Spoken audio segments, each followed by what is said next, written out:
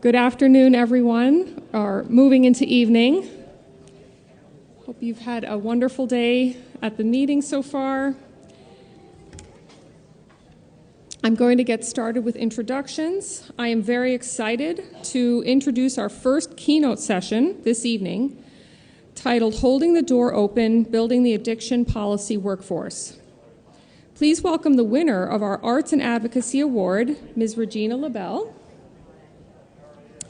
Ms. LaBelle is a distinguished scholar and director of the Addiction and Public Policy Initiative at the O'Neill Institute at Georgetown University Law Center.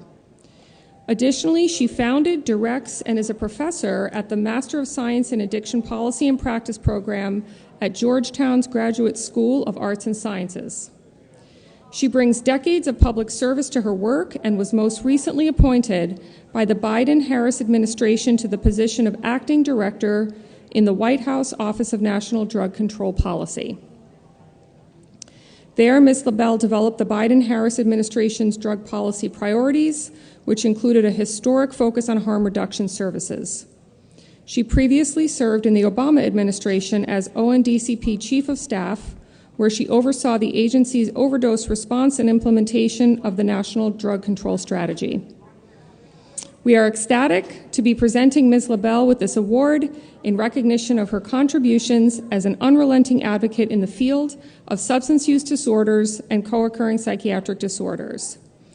Your passion and activism through your tireless work has positively influenced how our nation addresses preventing and treating substance use disorders. And we have this plaque for you. Congratulations.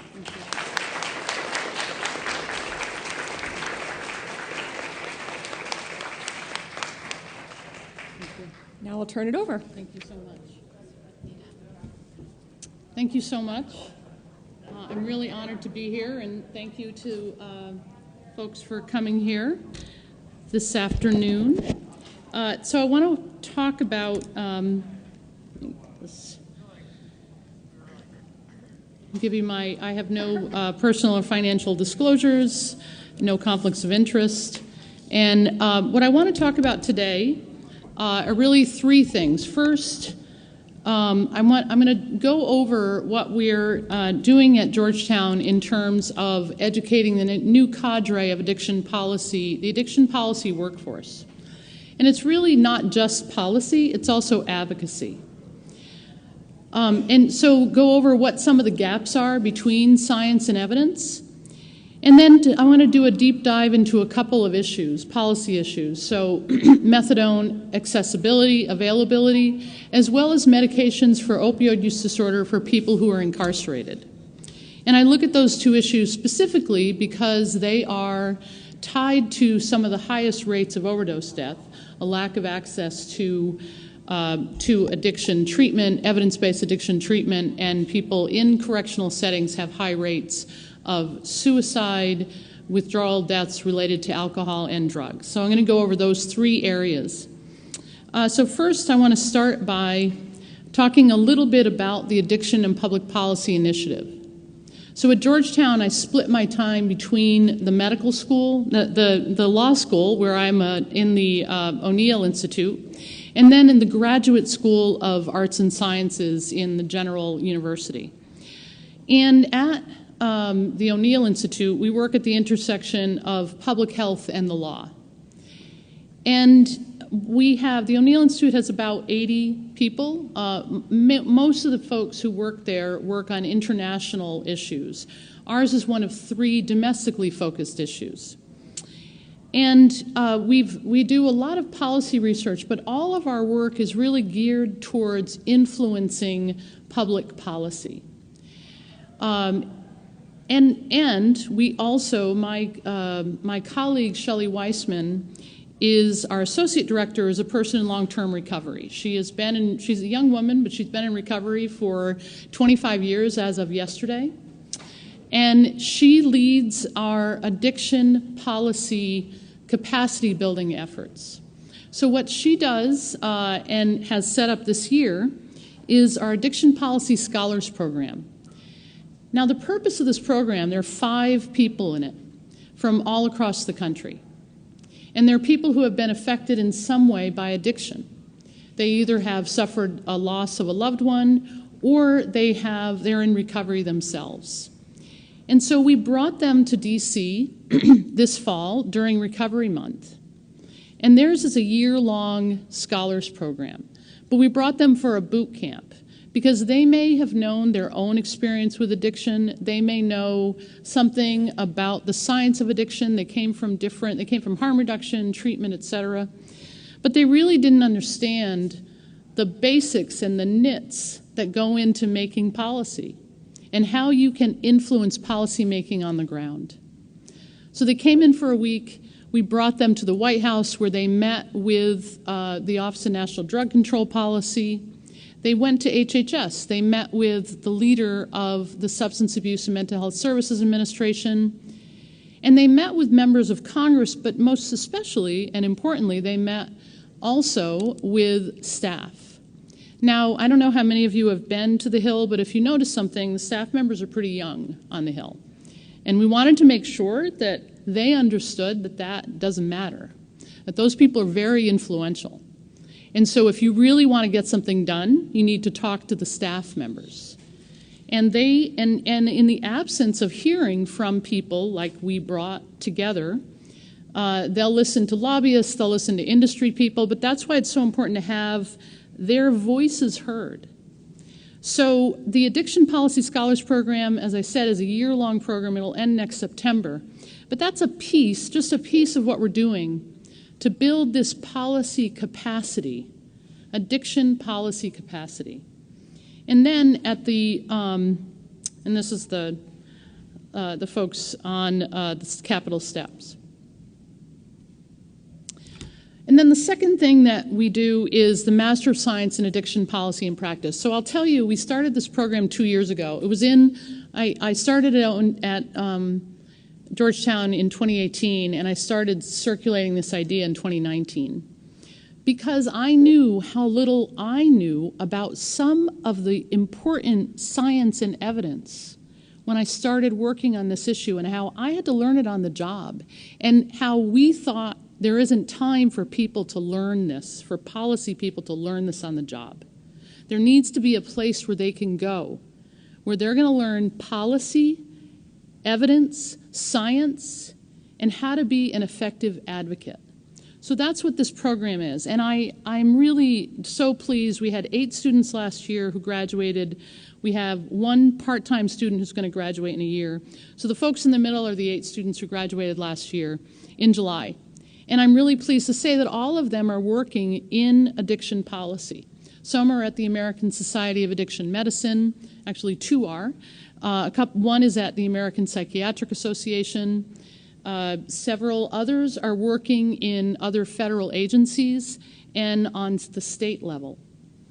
And they're prepared to hit the ground running when they go because they're equipped with the science and the evidence, and they take the compassion that they have by themselves, that they've learned on the job, and they apply that to their current positions. Now, of the about 20 students that we have in the program, and there are 11 right now, half of them have in some way been affected by addiction. Many are in long-term recovery, and they range in age from just recently undergraduates to I have some older, more senior people who are in their 40s and 50s who have been involved in addiction policy for a while, but felt by coming here they could learn more. So they were better equipped to make a difference on this really important issue. And we try to remain engaged in the DC community. We work with the medical school to distribute naloxone. Also go to the Hill for various activities. So they're seeing the totality of what addiction policy making is like. And this is the year-long program. So we wanted to make it 1 year, not 2. It's a Master of Science. 1 year, not 2, specifically because when students come out of here, we don't want them to be weighed down with a lot of debt. So that, and we gave a reduced amount for this year's tuition, for the last year and this year's tuition. And it looks like, you would think this is a regular, perhaps a public health program, but it's very focused on addiction. And when we say addiction, we're looking at gambling, we're looking at alcohol use disorder, we're looking at drug use disorder. So the healthcare finance program, the healthcare finance class that they take is focused on, how do we fund addiction treatment in this country? How do we fund addiction prevention? So they look at the federal level, the SOAR grants, the SAMHSA grants. They understand what the Parity Act is. Actually, Congressman Kennedy, who helped formulate the Parity Act, spoke to them last year about the Parity Act. And then they had data analysis and statistics and drug policy. That's taught by Dr. Chris Jones, who is with the Centers for Disease Control and Prevention and is a preeminent researcher on this issue. And then a U.S. addiction policy. So they understand how did we get where we are? What are the laws that were put into place and passed that took us this somewhat dysfunctional place where we are now? So the first summer are the building blocks. And then in the fall, which we're in now, they have their last class with me tomorrow, they take a class in the fundamentals of neurobiology. And I have to say that the students are always really nervous about this, because a lot of them come from political science backgrounds like me, and we have to kind of walk them through what this is going to look like. We've, in some cases, we've suggested that they take kind of a starter class before this, but we feel it's important for them to understand this if they're going to be making policy or influencing policy. And then Foundations of Addiction Psychiatry 1 and 2, taught by Dr. Wilson Compton, who's the Deputy Director of the National Institute on Drug Abuse. I'm sure many of you know him. I'm really pleased that he is giving up his time to teach. He's a great teacher. He's taught in the past, and it's a great program. And then I teach an integrative seminar. So the integrative seminar is intended to combine the science with the policy making. And that's where we really look at what the gaps are. But it's also where I teach them about the levers of policy making. Then they have an epidemiology elective that they take. And in the spring, they are going to, this is a new class on addiction and mental health law and policy, Foundations of Addiction again, and then they have a policy elective. And they finish it up in the summer with comparative addiction policy. What can we learn from Europe? What can we learn from other countries? What are they doing right? And how can we perhaps apply some of those principles to our own country? And they have the next data analytics and statistics. And lastly, the capstone. And the capstone, I want to just touch on that for a minute. One of the students that we had last year was her brother died of an overdose. And what she discovered in her experience and her family's experience was that, and I've heard this repeatedly, but that there was really nowhere to go to process her grief for this specific issue. Because there's a lot of stigma attached. I mean, he died from an illegal substance. So she did a lot of research on it. Her capstone focused on the research, the lack of a body of research on this. And also, she has taken time to develop a nonprofit, but it's not a nonprofit. You see many nonprofits out there. She's going to combine a lot of nonprofits and take a lot of energy from other people who have experienced grief so that they can have an organization to help people process their grief and put it into positive policies, to develop positive policies. So she's working on that now. But that's just one example of the incredible capstones that the students put together last year. So that's kind of the level set of what we're trying to accomplish. And now I want to talk a little bit more about why we're trying to accomplish this, why we're trying to do this, and why I think it's so important. We know that there are a lot of barriers. You face them every day in treating people with addiction. And I want to talk about the policy and the politics of these issues and how building this trained and skilled addiction policy workforce is so important. So earlier in October, the U.S. Government Accountability Office put out this report. And the report focused on behavioral health providers. You all know this. You know the limits and the scarcity of providers that we have. And it's really, they identified three things that could be done. One is reimbursement rates. And CMS is always hearing about reimbursement rates, always. And, advocates are always telling them you need to look at your reimbursement rates. But this is something the Government Accountability Office identified. Second is the lack of diversity in the behavioral health workforce. If we have unprecedented overdose death rates among the American Indian population and in Black Americans, we don't have enough addiction practitioners who look like them. So the diversity of the workforce is critically important, and that's something the federal government can do something about. And then lastly, they identified rural areas and the lack of treatment professionals in rural areas. Now, telehealth helps some with that, but it's still not sufficient. So this GAO report came out in October. It didn't get a lot of play, primarily because this isn't news, right? We know this. But the more important thing is, what are we going to do about it? But I would also contend that just as the clinical workforce, there's a shortage, the addiction policy workforce is also facing a shortage, or at least with people who understand the evidence behind it. So, as was mentioned, I served in the Obama administration, and there was a moment you could really feel there was a lot of momentum being built up. In 2015 is when there was a recovery rally on the National Mall. It was the first time ever, and it was a great moment for the recovery community. And there were many people, highlighted a lot of stars, many of whom I don't know. You would probably know some of the names. So there were big names who went to the stage, and it was a big project. And so it was like, okay, are we catching lightning in a bottle? Are we going to move on this finally? And it didn't peter out, but it was a bit of a moment, not necessarily a movement. But we also had the Surgeon General's report on facing addiction in America, which came out around the same time as this rally. And that was great too, and that did move us a little bit further. We got Congress's attention. But I also have this research up here, which I found really interesting, and I always assign it to my students. And they argue for the need for addiction science advocacy. And I was thinking about this yesterday when we have a journal article that will be released in January on deaths in U.S. jails and the causes of deaths. And we looked at 2015 to 2020, all the reported cases of deaths in U.S. jails. And the findings were really, pretty, they were what we expected, which is we saw, suicide rates are up, et cetera.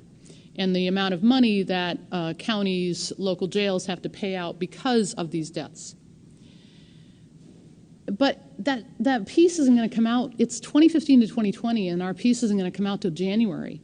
And right now, as we sit here, Congress is making decisions about issues that would directly affect that population. So if I wait until January to give that to members of Congress, it's not going to make a difference. So yesterday we released a shorter policy document with recommendations. So certainly a lot of journal articles have those recommendations, but this, we specifically called out the recommendations. We sent it to the Hill. We gave the Hill a heads up that it was coming out. And while we can't practice specific advocacy, we can educate them about these issues. So this article, this journal piece, talks about how fear is, and we know this, right? You all are psychiatrists, you know it better than I. Fear is more of a motivator than science. But what we use to influence policy is fear, right? Marauding hordes at the border. I can get into the supply stuff. I'm happy to talk about that as well. But that fear motivator, fear as a motivator, is often what drives our policies, not science. And what he argues for in this article, which I agree with, is that we need a little bit more of the science and scientists trying to influence the policy making. And there are ways that can be done. putting a face on the issue, having a narrative. Those are all ways in which we can better influence policy as long as it's driven by science and evidence. So when we talk about the policy levers, I often break them down into three areas. So the executive branch actions, so policy and regulation, legislative actions. And I think too often we just look at Congress or state legislatures. There are other ways that we can influence policy. It's not just about legislation. But if you are going to try to get legislation passed, it needs to be bipartisan, particularly in this era. And, at least at the federal level, you need to have a consensus among the agencies. So I'll give you one of the reasons for that is, especially in drug policy, so you have Health and Human Services has a mission, SAMHSA has its mission, and then the Drug Enforcement Administration has its mission, and it has a lot of influence over policymaking. Now, whether you like that or not, that is a fact. So in order to get legislation passed, you have to have those two sides that have different missions. The Drug Enforcement Administration's mission is to reduce illegal substance availability and the diversion of controlled substances. That's its mission. But if you're on the healthcare side and someone gets buprenorphine that may not have been prescribed to them, but it helps them reduce their risk of overdose, that's a different mission. But you have to bring these two sides together if you're going to have agency consensus before you can get legislative action done. And then lastly are enforcement actions as another policy lever. So the Department of Justice, I'm going to talk in a little bit about guidance they put out about the Americans with Disabilities Act recently. American Disabilities Act has been out since the 80s, but it had not been used until relatively recently in terms of making sure that people have access to medications for substance use disorder. So that's another tool that we can use. The other is litigation. I'm going to talk about that tool. That's a tool. Now, even as a lawyer, I'm not crazy about litigation as a policy-making tool, right? Because it's not always a great policy-making tool. But it can get people's attention, and it can drive a focus on an important issue. And then last but not least, parity enforcement. So making sure that this great law that we have, the Mental Health Parity Act, is actually enforced by the federal government, by the Department of Labor, as well as by states. So these three areas are all policy levers that can be used to drive effective evidence-based policies. So as was mentioned, I served in the Biden administration, but I also I was on the transition team, which is basically for the Biden administration. So we started meeting even before Election Day, and this is typically how it's done.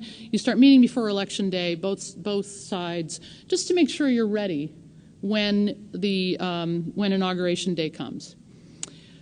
So we had to develop plans for the Office of National Drug Control Policy, and in doing that, we met with organizations, lots of organizations. I'm pretty sure we met with AAAP at some point as well. And we asked folks, tell us what your input is. What should we do? And we did use this term. What's the low-hanging fruit? What should we be done? What should we be doing? But I think we define low-hanging fruit a little bit differently, because people came to us and gave us ideas that should be done as opposed to what could be done. And my job in policymaking is not to tell people what we can't do. It's really to figure out a way to get it done. But some things are easier done than others. So we asked people to tell us what the low-hanging fruit were. And this is what was identified. Barriers to methadone access, eliminating possession charges, that's federal as well as state and local, reducing family separation brought about by drug use, access to medications during incarceration, expanding syringe services programs, removing the X waiver, and then lastly, this is little, investing in the social determinants of health. So all these things people brought to us. So what we had to do was kind of shift through these and figure out so I started on the afternoon of the inauguration, and by April 1, Congress required us to come up with 7 policy priorities, and we based some of them on the policy reforms that people identified for us during the transition period. And those 7 policy priorities were, expand access to evidence-based treatment, expand access to prevention, evidence-based prevention, but that includes the social determinants of health. Providing recovery support. So what are we going to do on a policy basis to make sure that we are supporting people in their recovery through housing, employment, and all those recovery support services that are essential? And then 2 other pieces, facing the equity issues that we know exist in our current drug policy. And then lastly, harm reduction. So in last year's policy priorities, it was the first time the administration had ever put those words in an Office of National Drug Control policy document. And we said it had to be in there. We had kind of danced around it for a long time, but we said those words have to be in there. Because when you have over 100,000 people dying a year, and you have 12 or 13% of those people are getting treatment, you've got to do something about reducing the harms associated with drug use. So we put harm reduction in, and we got some criticism for it, but it was essential that it be in that policy platform. So I don't know if Twitter still exists as of now, but it did when I did this. And I put this in because I love working in policy. It really gives me a lot of joy, even though these are tough issues, even though I'm not always fun at parties when I talk about what I do. But it's really important. And I think, and I tweet on occasion. I tweet like a lawyer, which doesn't mean I have tons of followers, because I always have caveats. But Twitter is not policy reform, right? And what I want to talk about is how do we go from should, because there's a lot of shoulds on Twitter, right? And I wish I could write like this on Twitter, I just don't. There's a lot of shoulds, but how do we move from should to how to get it done, right? And I often talk to my students also about activist tourism, and what activist tourism is marked by is when you're trying to reform policy, and that's really well-meaning and it's important, but policy reform takes a really long time. Sometimes you can do it quickly, but usually it takes a long time, and you got to be in it for the long haul to see the change that can come about. And it's a ship. It's a ship that moves slowly. But I can see from the time I started, even in the Obama administration, we had our first director of National Drug Control Policy who was in recovery, openly in recovery. And that made a difference for people. And I think he helped move policy reform just by his very being. First of all, he's a great guy, but Michael Botticelli made a great difference just by his identifying as a person in long-term recovery. And we have now, the first doctor as a director of Office of National Drug Control Policy. That also makes a big difference. So, but those are things that don't come, a lot of the stuff that's done, it's really, I spent 6 months working part-time on that transition team, preparing for that one day of coming into office and making sure we hit the ground running. And then, it's the behind-the-scenes stuff that isn't, it doesn't give you the same satisfaction as a really great tweet, but over a long period of time, it's going to make more of a difference. So why do we do what we do? It's because of, and I'm sure you see this repeatedly, I think it bears repeating because we cannot numb ourselves to this figure of over 100,000 people a year. We can't numb ourselves. We have to keep this in front of us at all times. And I remember when I started at the Office of National Drug Control Policy in 2009, it was 20,000 deaths, and that was horrible. And now look at where we are. And that doesn't even include alcohol-related deaths of 144,000. So keeping this front and center and central in our minds is a galvanizing force to making the change that we need to make. And the other piece of this is the reality of our life expectancy. Life expectancy in the United States is currently at the lowest it was since 1996. Now, yes, that's due to COVID primarily, but it's also, as you can see here, unintentional injuries, which are drug deaths, and chronic liver disease, which is directly related to alcohol use. So and it's even worse in other communities, Black and American Indian populations. The Black population life expectancy fell from 75 to 71. And again, these are deaths of despair that are driving these numbers. And it's important that we keep these things front and center at all time, and that we constantly remind people of the urgency of this issue.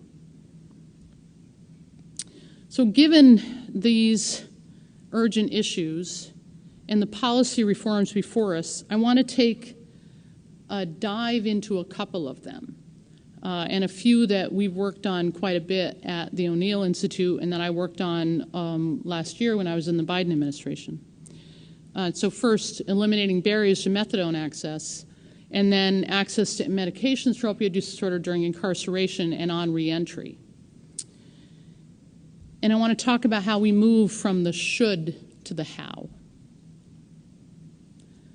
So this isn't the best slide, but the point is that there are a lot of things we can do with methadone. And unfortunately, methadone is, I've said this before because in all the time that I've focused on it, have been to opioid treatment programs, it's like a punishment, right? It's like we're treating these patients, we're punishing them. And the way we punish them is by making them show up every day until they're stable, and making all these rules. So this chart just shows all the rules, some of the rules anyway. The rules are voluminous, but some of the rules around methadone that were written by people like me, by lawyers, about how to make sure it's not diverted. Yes, it's a dangerous substance, but there are things that we can do. So the George Washington University Regulatory Center did a great study called the discretionary regime. They put this out earlier this year, and it identifies without congressional action, what can we do to increase access to methadone? So we're not just punishing people and making it more and more difficult for them to get the treatment that they need. And there are a couple of things I want to point out. Well, first, and this is a congressional action, there are a couple other ways it could be done, but Congress is considering legislation right now that would allow addiction doctors to prescribe and then patients to pick up methadone at pharmacies. And one of the reasons that this legislation is being considered is to expand access, because there are 30,000 pharmacies in the United States, and there are 1,900 opioid treatment programs, 90% of which are in urban areas. In West Virginia, there's a ban on methadone treatment, on opioid treatment facilities, a ban. They call it a moratorium, it's a ban.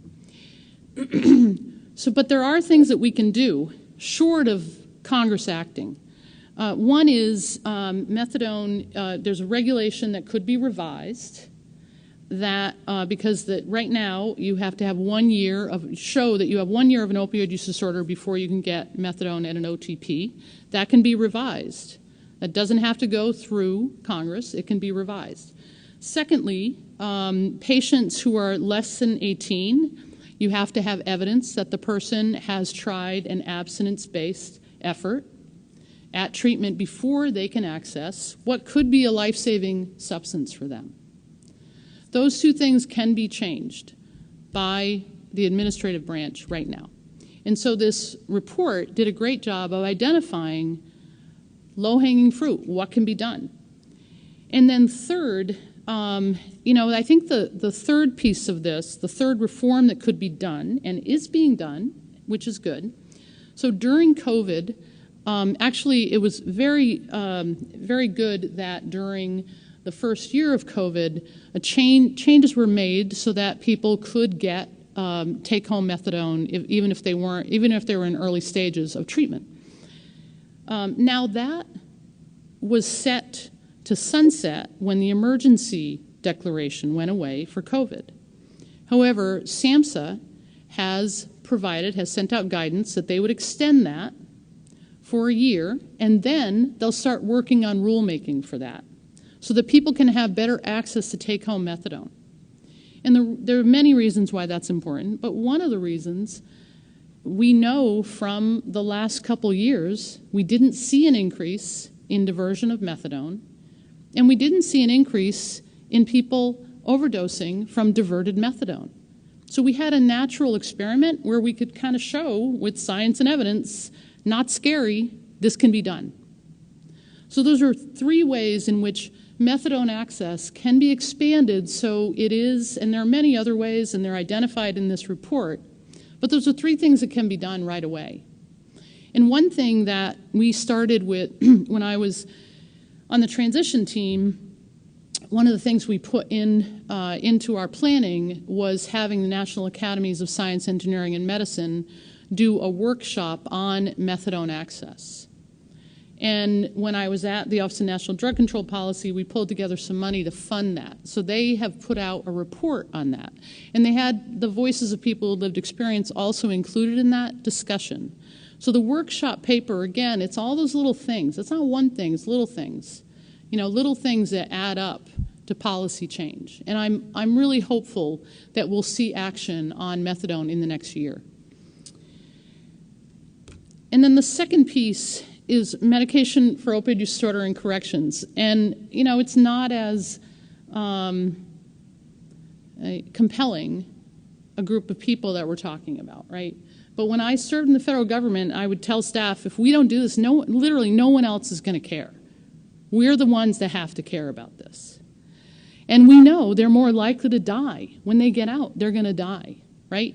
They are more likely to die of an overdose upon reentry because they're not getting the treatment that they need when they're incarcerated.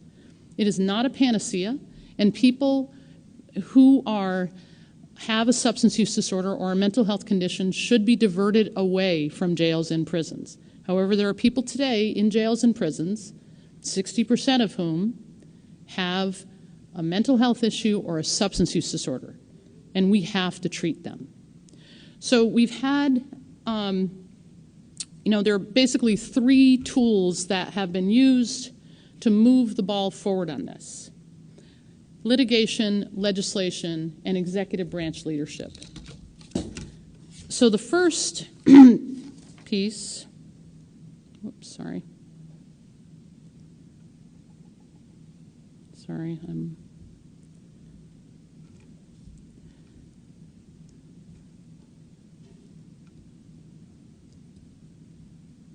litigation. So there have been cases brought around the country. Washington State saw a case.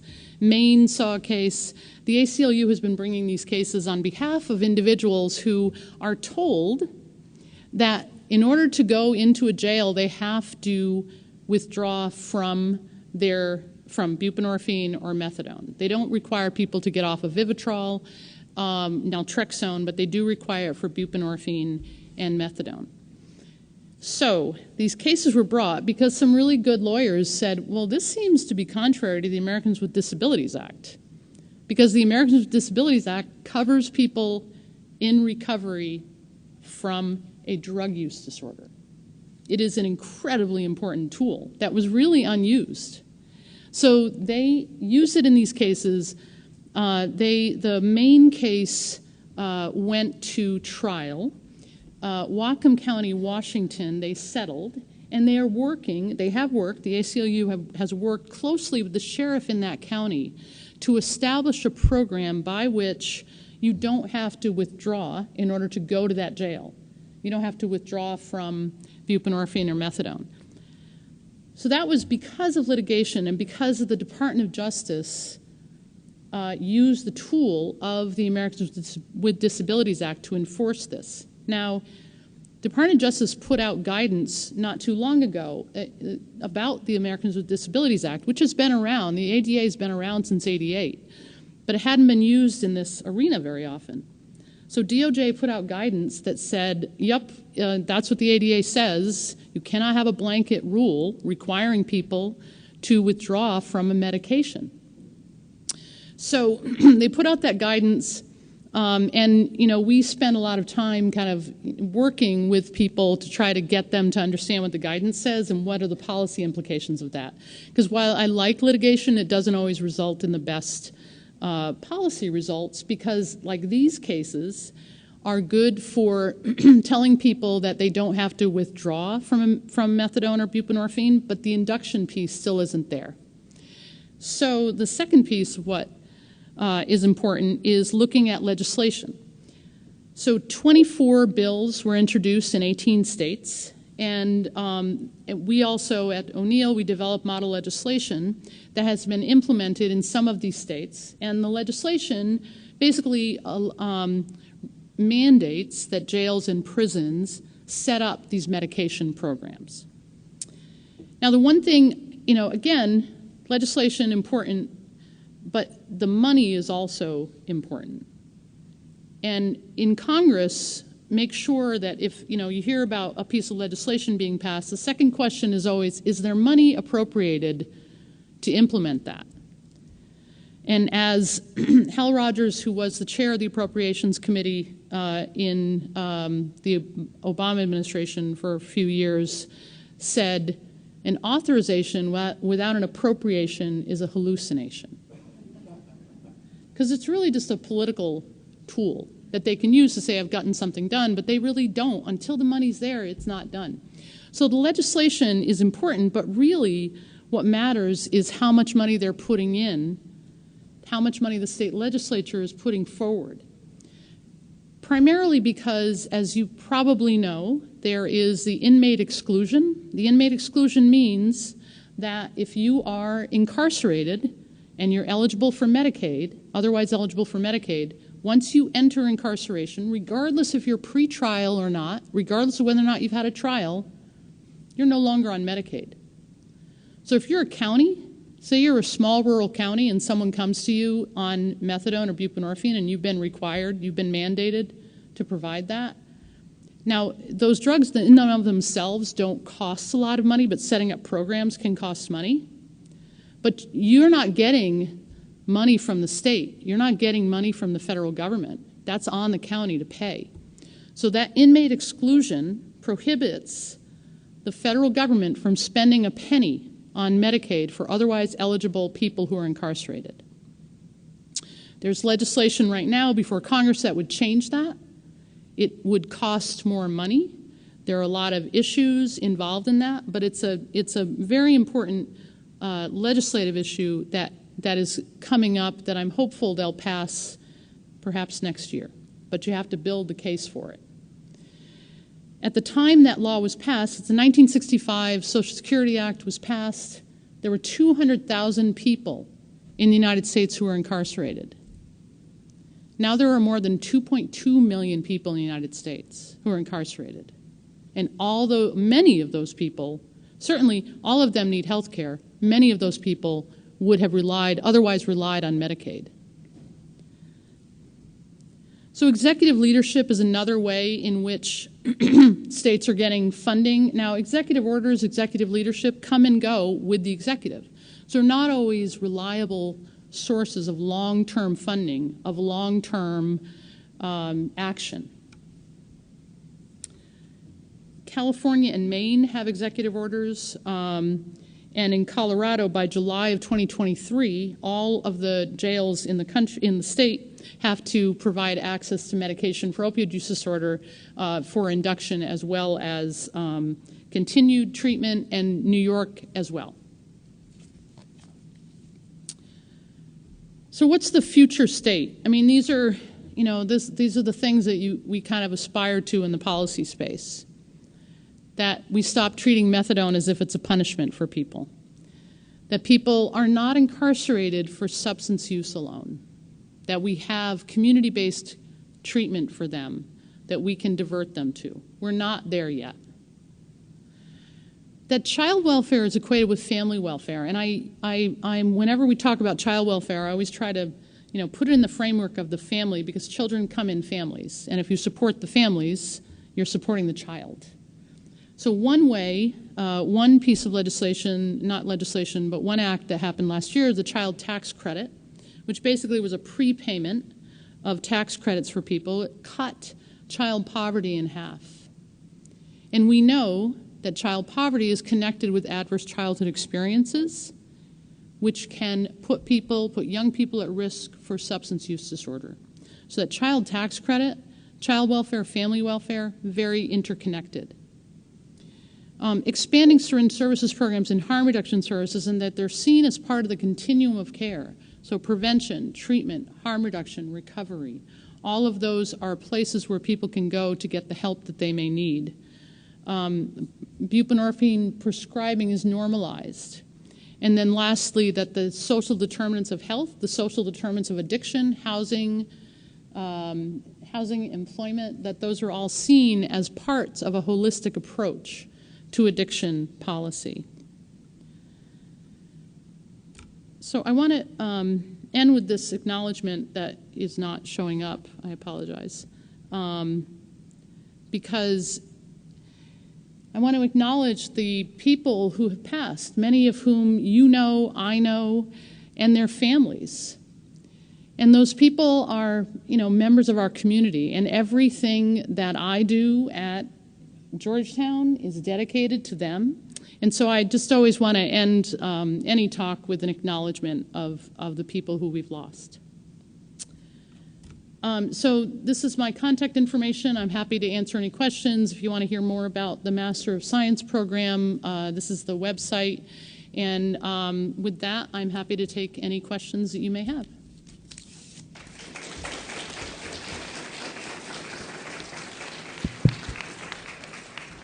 Hi, Regina. Thank you very much. First, I want to thank you for, while you were in ONDCP, it was the first time AAAP, since I've been here for 18 years, we're invited to come and have a discussion prior to the transition. So I want to personally thank you for that, because that was a first for us.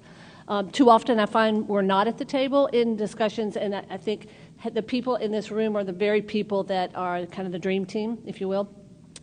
I'm curious about the part about the elimination of X waiver. I'm not going to get into a debate about it, but I'm just curious because I think most people here will agree getting rid of a lot of the things related to the X waiver is a great thing. I think the biggest challenge is eliminating education, and I think my concern is that a big part of what's happening, it's not people getting the waiver or not. We got enough people that are waivered that don't prescribe. We had, after the elimination of the waiver last year, April 2021, in 1 year, we trained and completed training 30,000 health professionals. So there's obviously, that's not the thing that's deterring people from getting the education, but still the decision was made to throw it all out. My fear is that the more we say we're going to do that, not require any type of training or education, we're doing the very same thing that we did to how we got to part of this problem. Health professionals or doctors don't know how to treat pain effectively, so they go this way. So I'm just curious, from your perspective, where do you see that going if we are getting rid of something without having the data to really show us? Is that the deterrence? Because a lot of what we're seeing out in the community through our grants through Providers Clinical Support System, opioid response, it's about implementation. It's about not being able to find a behavioral health specialist to connect with. It's about basic human needs. So I'm just curious of your perspective of that. Yeah, thanks for raising that. And actually, when I was acting, I said, that I was really queasy about this not because I think the X waiver is great, but because, what are we going to do in lieu of that when we have so little education as it is? So I don't disagree, and I do think that, medical schools, and we need more professional development, and like what you do to educate, your colleagues around the country so that they feel more comfortable treating people with addiction. Because as you know, the reason people aren't treating people with addiction isn't because it's not because of 8 hours. And right. The 30, we waived the requirement if you're treating 30 or fewer patients last year. And again, that's not why people aren't. It's stigma. It's got to be a much broader approach. I'm not sure, I mean, we've only got a couple days left in the legislative session in Congress. I'm not sure, there's 350 people who've signed on. I don't know if the MAD Act's going to pass this year. I do hope we can underscore the role of mental health, because more times than not, it's either mental health or substance use disorder, and that's really what one of the elephant in the room. People don't talk about mental health, and I think that's another thing that these people really want to have come from the forefront. But thank you. Yeah, thanks. Hi, I'm Ramaswamy Viswanathan from State University of New York in Brooklyn. I want to commend you for the extraordinary work you are doing, and also bring home the message that we have to engage in advocacy, not only in legislation, but also implementation. And one of the examples of that is sometimes local communities undo, even if we pass state law, like in terms of needle exchange program, for example, in New Jersey, even though it allowed it, Atlantic City Council disallowed it, and luckily in New Jersey, then they gave the responsibility to the state government as opposed to local. So can you comment on that, the local communities undoing whatever advances we make in the legislative front? Local community not complying with? Exactly, yeah. There are jurisdictions which don't allow, for example, some kinds of treatments. Oh, you mean like zoning and using those like NIMBY things, keeping people out? Yeah, Yeah. So certainly, that's often part of the problem, and it shows the depth of the extent of the issue and the depth of stigma that we face. So that's why every level of government is part of the solution, and we need to bring people in. I used to do some work on how to expand, for example, syringe services programs in rural areas. And so finding partners who are part of the community, who can act as your advocate with that community, so you're not telling them what to do. You're not the state government telling them what to do. But looking for allies in the local community, it's kind of basic community organizing. But yes, it's a big problem, and we see it repeatedly. And there's no simple solution for that, but it's really trying to find advocates in the local community. Thank you so much for a great presentation. It's so nice to know that people are working on very important issues. I have 3 questions. One is that you mentioned about methadone being prescribed and then picked up at the Walgreens or the pharmacies.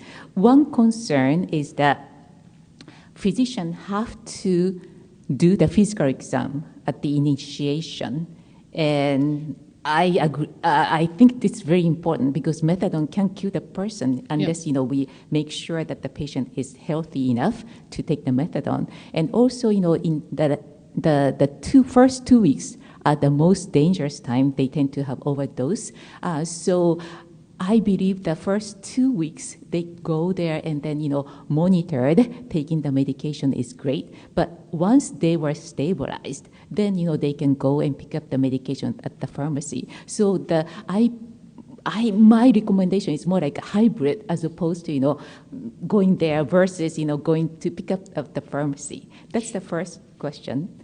And the second question is that 2 of my patients did abortion because they cannot raise children when they are engaged in the opioid treatment. Currently, there is the Supreme Court. I'm sorry, can you repeat what you just said? Yeah. I want to make sure I'm understanding what you just said. Yes, sure. So 2 of my patients had an abortion because they were engaged in opioid treatment and they can't raise their kid. So were they told by Child Services that they couldn't, or who said that? So they voluntarily aborted the children. When I was, I asked them, how's the baby doing? And I mean, do you go to OBGYN? And they said, oh, I'm sorry, Dr. Furo, I aborted the baby. That happened twice. And I believe the abortion rate is a little bit higher compared to, the opioid use disorder patient compared to the regular general population. And there is the Supreme Court abortion, decision and stuff. Is there anyone working on the, the abortion in opioid use disorder patient? That's the second question. And the third question is that cannabis laws and regulation. I know they are working on it currently. Federal, it's the Control 1, Schedule 1. And then I'm sure they are working on it. But I was late, so you might have mentioned about it. But if you haven't mentioned it, if you can mention about the scheduling of cannabis Schedule 1, is there any changes you can foresee? Yeah. So those are the three questions I have. Okay, so scheduling cannabis was the last question. So I'll answer that quickly. That has to go through an 8-factor analysis, basically done by HHS. HHS has to determine what's called an 8-factor analysis. They send it back to the Drug Enforcement Administration. They will make the determination on scheduling of cannabis. The second question there's a lot of issues there. But what I will say is we wrote a piece last summer on the increased rates of unintended pregnancies among the population of people with substance use disorder and the importance of accessing, treatment. There are and as well as birth control. There's a lot of ADA issues involved in what you just said, so I am not going to comment on a particular case because I'd have to know a lot more facts, but that's a little disturbing. But yes, there are more. There's more unintended pregnancies. And then your first question, I think what you raised is why, again, methadone, a lot of the methadone rules were written by lawyers, not practitioners and clinicians. And so that's why it's so important that we have clinicians inform that type of policy making. The law before, the bill before Congress allows for that to occur. It doesn't mandate it, and it's not the pharmacy wouldn't be prescribing it. That's a different piece of it. But anyway, that this is the opening discussion on it, and clinicians need to get engaged in that debate. Thank you so much for your presentation. My name's Tanya Sorrell. I'm the director of Rush University Medical Center's Substance Use Disorder Center of Excellence. And Illinois is actually shooting for the higher fruit on the tree in this legislative section, actually answering one of her questions. CAPTA, which is the Child Abuse Prevention Services at the federal level, they have actually stated that you can remove a positive drug screen from pregnancy testing, but unfortunately the states, only New Mexico has actually had a state law that says that they can do that. Illinois is the second state that's trying to do that this year so that women will feel more comfortable voicing their substance use and having a positive test and not having DCSF or child protection notified. But my question is for that highest hanging fruit. We actually have a bill this term for an overdose prevention site. And despite the 1 year of success that On Point New York has had in saving prevention of overdoses, actually preventing the medical cost of overdoses, and the other 14 countries, several hundred OPCs, the DOJ has still just the other day decided to push a couple more months before they report on that. What are some of the issues besides what we all know, stigma, racial issues, and the actual recognition of use as part of harm reduction? Are policymakers seeing as the deterrent to that? And what movement is happening toward being able to recognize, either if the Philly site or other sites or we in Illinois move for these, to be able to release the bill that's refusing people to be persons to have a facility where consumption of substances are used. Yeah. And I know that's the one of the biggest deterrents. Thank you so much. Thanks. So overdose prevention sites, as you mentioned, there's litigation in Pennsylvania because the previous administration pointed out that it violated the RAVE Act, the crack house statute. So DOJ was supposed to come out with a decision the other day, and they didn't. They punted it. But you could potentially have like a research exception to allow those to occur. The issue is scalability, and how many you would have. So those are, just some of the thoughts on that. So we have 37 seconds. Okay, so quickly, I'm Rick Rosenthal. I'm head of the public policy section for the Academy. In the 2000s, we had 3 separate Office of Narcotic and Drug Control Policy summits, White House, Executive Office of the President sponsored, on medical education and substance use disorders. Everybody, AAMC, Federation of State Medical Boards, everybody was at the table. Everybody bounced their heads up and down. Oh, this is really great. Learn about pain, learn about addiction, blah, blah, blah. We continue to pump out doctors from medical schools that don't know anything about pain prescribing or substance use disorders. I'm wondering at the federal level what can be done policy-wide. Obviously, we've got a lot of private, not-for-profit institutions, but I'm wondering if pressure can be brought to bear on AAMC and some of the other big guys to see what we can do policy-wise to stop this. This is just stupid at this point. So I agree with you. So one thing that could be done, and this is pretty pretty risky, is to say that they would hinge your federal funding on providing medical education on. Well, look, Medicare did it with pain. Yes. So, but it hasn't been done because it hasn't been done. Right. And because it's oh boy. But as someone said to me who presented me with this, said you just you perfume the air with that before you go in, and you make them think you might do it, so it again gets their attention. So just the thought, to get with your colleagues to perhaps perfume the air. Yeah. Thank you so much, and thank you for all the great work you're doing. Okay. Thanks very much, everyone.